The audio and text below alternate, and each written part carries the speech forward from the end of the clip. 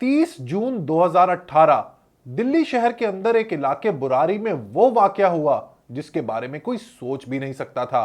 एक हंसती खेलती भाटिया फैमिली जिसमें टोटल 11 मेंबर्स थे, उन सब ने छत से लटक के खुदकुशी कर ली। भाटिया फैमिली की घर के नीचे एक छोटी सी परचून की दुकान थी। जब सुबह वो नहीं खुली तो उनके हमसाए गुरचरण सिंह ने घर में जब ऊपर जाकर देखा तो ये दिल दहला देने वाला मंजर था। एक हंसता खेलता खानदान जो एक बेहतरीन जिंदगी गुजार रहा था, उनके साथ ऐसा क्या हुआ कि सारी फैमिली एक ही रात में खत्म हो गई। जब इन्वेस्टिगेशन की गई तो मालूम हुआ कि उस फैमिली का एक मेंबर जिसका नाम ललित था, डिल्यूजनल डिसऑर्डर का शिकार था, जिसमें उसको उसके मरे हुए बाप की आवाजें सुनाई देती थीं और जो इंस्ट्रक्शंस उसका बाप उसे देता वो सारी फैमिली को माननी पड़ती। बिल आखिर एक दिन ललित ने सबको एक पूजा पाठ की एक्टिविटी करने को कहा जिसमें बैनियन के दरख्त की शाखों की तरह सबको छत से लटकना था। उनका मकसद खुदकुशी नहीं था, लेकिन कुदरत को कुछ और ही मंजूर था and all of them died. Lalit को दरअसल क्या बीमारी थी ये मैं आपको वीडियो के लास्ट में बताऊंगा। आज इस वाक्य को बताने का मकसद एक बहुत ही कमाल किताब और उसके कॉन्सेप्ट को डिस्कस करना है। ये एक ऐसी पाथ ब्रेकिंग बुक है जो आपके दुनिया के हवाले से नजरिए को बदल के रख देगी। इसके बारे में जानने के लिए मेरे साथ बने रहिए और चैनल को सब्सक्राइब करना और बेल आइकन दबाना मत भूलिए। Let's be back.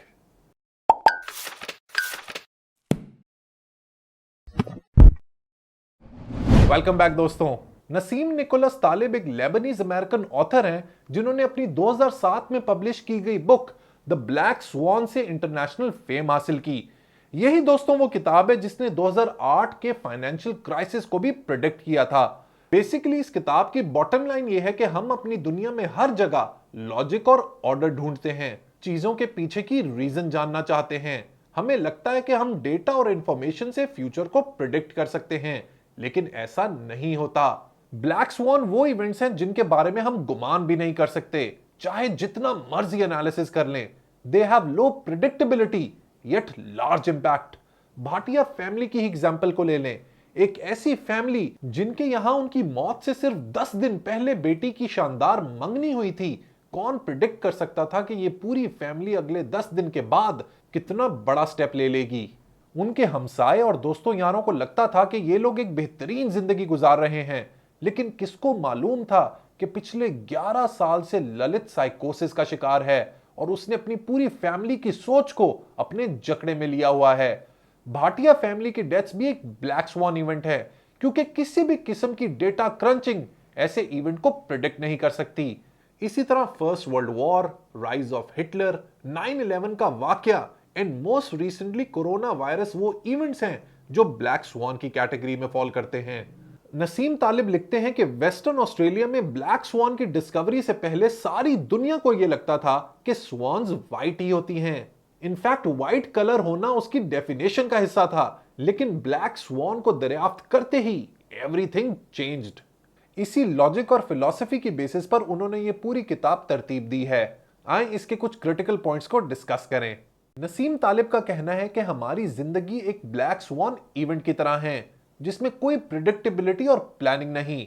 अगर आप अपनी जिंदगी पर नजर दौड़ाएं तो क्या आप प्रॉपर प्लानिंग और एनालिसिस के जरिए अपने लाइफ पार्टनर से मिले, या क्या आपने बाय चॉइस अपने करियर को चूज किया? ज्यादातर केसेस में इसका आंसर नो ही होगा।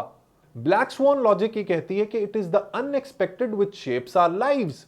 वो बातें जो हमें नहीं पता वो कई गुना ज्यादा इंपॉर्टेंट है उन बातों से जो हमें पता है। इसीलिए बेहतर यह है कि instead of trying to confirm our existing ideas we should try to falsify them.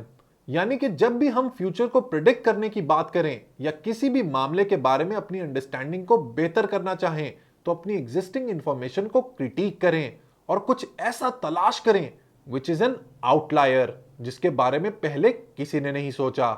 यहीं से मैं आपको बताता हूं कि ब्लैक स्वान इवेंट की पहचान क्या होती है। इसकी बेसिकली 3 कैरेक्टरिस्टिक्स हैं।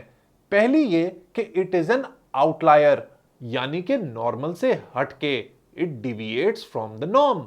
मसलन अगर आप काफी सारे लोग एक लाइन में खड़ा कर दें जिनकी मिलती जुलती हाइट है 5'5", 5'6" या 5'7", अगर आप उनके बीच मोहम्मद इरफान को खड़ा कर दें तो वो आउटलायर होंगे।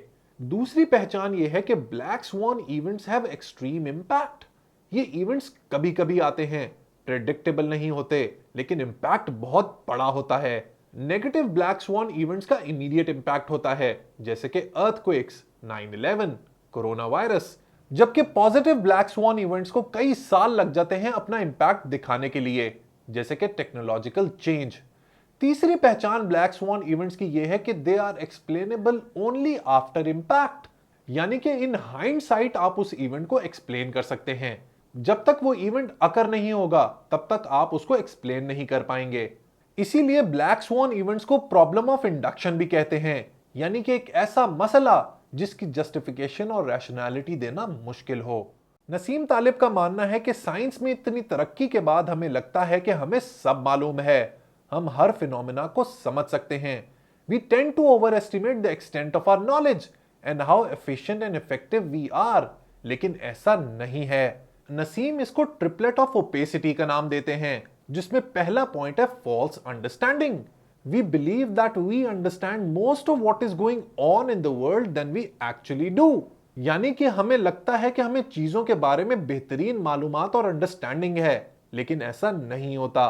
अक्सर औकात चीजें हमारी समझ से ऊपर होती हैं। ट्रिपलेट ऑफ ओपेसिटी का दूसरा पॉइंट है रिट्रोस्पेक्टिव डिस्टॉर्शन।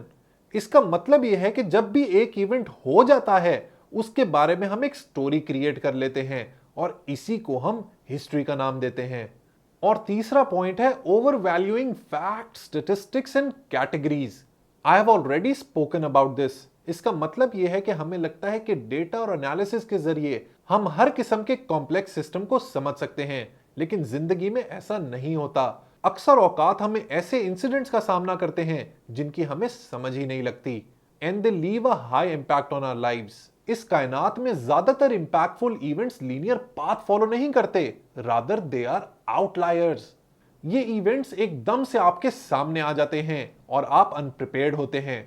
किताब में साइंटिफिक इन्वेंशंस के हवाले से नसीम तालिब एक बहुत ही कंट्रोवर्शियल बात कहते हैं। वो लिखते हैं कि साइंसी दुनिया में कोई भी इजाद या डिस्कवरी प्रॉपर प्लानिंग और डिजाइन के थ्रू नहीं हुई, बल्कि it was all a black swan. इस आर्गुमेंट के सपोर्ट में एक बेहतरीन एग्जांपल अलेक्जेंडर ग्राहम बेल की है, the gentleman who invented the telephone. Graham Bell की मां डेफ थी, यानी कि उन्हें कुछ सुनाई नहीं देता था, और उसकी ख्वाहिश थी कि वो अपनी मां के लिए एक ऐसी डिवाइस बना सके जिसकी बेसिस पर उसकी मां सुन सके। ट्रायल एंड एरर करते करते फाइनली ग्राहम बेल उस मुकाम तक पहुंच गया जहां पर उसने बाय चांस टेलीफोन इजाद कर लिया। इसी तरह अगर आप फार्मेसी की फील्ड को पढ़ेंगे तो ज्यादातर दवाइयों का formula by chance he discover होता है। इसीलिए नसीम तालिब इन सबको ब्लैक स्वॉन इवेंट्स कहते हैं। बेसिकली नसीम रैंडमनेस को बहुत वैल्यू करते हैं और इसी अनप्रिडिक्टेबिलिटी को उन्होंने इस किताब का मौजू बनाया है। इसी हवाले से उनकी एक और बहुत ही रिमार्केबल बुक है जिसका टाइटल है फूल्ड बाय रैंडमनेस। ये भी एक बेहतरीन बुक है जो हमारी जिंदगी में हिडन रोल ऑफ चांस के बारे में बात करती है। सो दोस्तों, ये तो था द ब्लैक स्वॉन का review. It is one of the finest works of modern philosophy. जब आप इस किताब को डिटेल में पढ़ेंगे तो आपको अंदाजा होगा कि चीजों के मायने कितने अलग हो सकते हैं और आपको चीजों का सोचने समझने का जाविया बिल्कुल मुख्तलिफ हो जाएगा। वीडियो के स्टार्ट में मैंने आपको भाटिया फैमिली की एग्जाम्पल दी थी और मैंने आपको कहा था कि मैं वीडियो के लास्ट में आपको बताऊंगा कि उसके एक मेंबर ललित को क्या बीमारी थी। तो दोस्तों, ललित को बीमारी थी स्किज़ोफ्रेनिया की। ये एक ऐसी साइकोलॉजिकल बीमारी है जो जब किसी शख्स को हो जाती है तो लोगों का यह गुमान होता है कि इसको जिन्नात चिमड़ गए हैं, इसके ऊपर जिनों का साया है, जबकि ऐसा बिल्कुल नहीं होता। इसके बारे में मैं एक डिटेल्ड वीडियो बना चुका हूं, ये लिंक मैं ऊपर डाल रहा हूं, इस वीडियो को आप जरूर देखिएगा। स्किज़ोफ्रेनिया दोस्तों वो बीमारी है जिसमें इंसान का थॉट पैटर्न बिल्कुल डिस्टर्ब होकर रह जाता है, उसके वर्ड्स का कुछ मीनिंग नहीं होता और उसे हेलुसिनेशंस होती हैं। हेलुसिनेशंस एक ऐसी कैफियत का नाम है जिसमें इंसान को वो चीजें दिखाई और सुनाई देती हैं जो रियलिटी में मौजूद ही नहीं होती। जैसे कि लोग कहते हैं कि सामने बिल्ली चल रही है या कोई शख्स नजर आ रहा है, लेकिन रियलिटी में वो मौजूद ही नहीं होता। इनको कहते हैं विजुअल हेलुसिनेशंस। इसके अलावा ऑल्फैक्टरी हेलुसिनेशंस भी होती हैं इस तरह के मरीजों को। इन लोगों को अक्सर औकात ऐसी बू होती है जो वाकई में मौजूद नहीं होती। जैसे कि ऐसे लोगों को उल्टी की, यूरिन की या गोश्त की स्मेल आती रहती है। इसीलिए इसको ऑल्फैक्टरी हेलुसिनेशंस कहते हैं। स्किज़ोफ्रेनिया के मरीजों को अक्सर टैक्टाइल हेलुसिनेशंस भी होती हैं, यानी कि उनको लगता है कि उनके जिस्म पर कुछ चल रहा है, लेकिन ऐसा कुछ भी नहीं होता। और आखिरी में सबसे कॉमन हेलुसिनेशन है ऑडिटरी हेलुसिनेशंस।